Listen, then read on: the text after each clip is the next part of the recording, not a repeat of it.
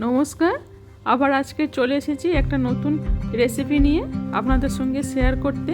একেবারে ইউনিক। এখানে তালের আঁটি থেকে শাঁস বের করে নিয়েছি, এবারে কুচিয়ে নিয়েছি, এবারে এলাচ থেতো করে নিয়েছি, নারকেল করে নিয়েছি। গরম কড়াইতে 500 গ্রাম চিনি ঢেলে দিলাম। এবারে উনুনে করছি, একটু জল দিয়ে দেব।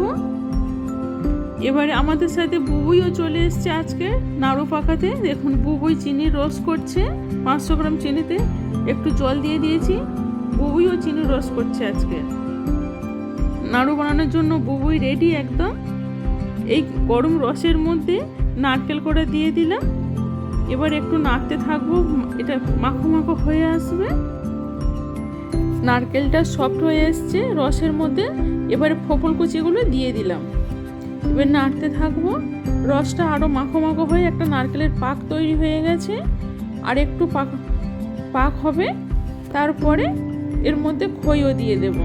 পাকটা কমপ্লিট রেডি হয়ে যাক, তারপরে একেবারে সহজ রেসিপি নারকেল নাড়ুর মতোই পাকটা হবে। আমি বড় মা 3 জনেই মিলেই বানিয়েছি। দিদি এটা এখন পাক করছে। এবার একটু উনান থেকে নামিয়ে নিলাম, দিদি নামিয়ে নিচ্ছে। এর মধ্যে এবারে বড় মা হচ্ছে কি এলাচ কুচি দিয়ে দেবে।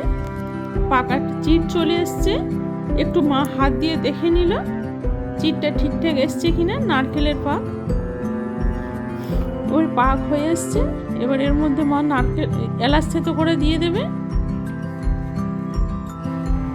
মা এলাচটা দিয়ে দিয়েছে, থেতো এলাচ। এবারে এটা ভালো করে নাড়তে থাকবো। একটু নেড়ে নেড়ে ঠান্ডা হয়ে যাওয়া পর্যন্ত অপেক্ষা করতে হবে। তারপর একটু অল্প অল্প করে খই দিতে থাকবো। এই খই দিয়ে আবার একটু নাড়তে হবে। নেড়ে নেড়ে আবার সফট হয়ে আসছে খইটা, আবার একটু করে খই দেব। এইভাবে খইটা আস্তে আস্তে মিশিয়ে নেব।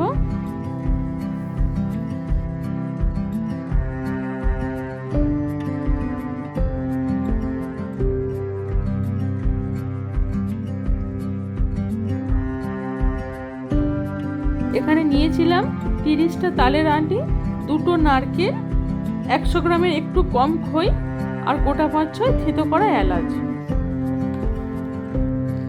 এইভাবে খইগুলো আস্তে আস্তে মিশিয়ে নেব। নিয়ে সবাই মিলে একসাথে নাড়ুগুলো শেপ দিয়ে নিচ্ছি। কাজটা তাড়াতাড়ি হয়ে যাওয়ার জন্য আমরা 3-4 জন মিলে, দিদি, মা, মাসি সবাই মিলে নাড়ুগুলো রেডি করছি। নাড়ুগুলো রেডি হয়ে গেছে। ওই উপকরণ দিয়ে 70 পিস নাড়ু হয়েছে। ভালো লাগলে লাইক, কমেন্ট, শেয়ার করে দেবেন।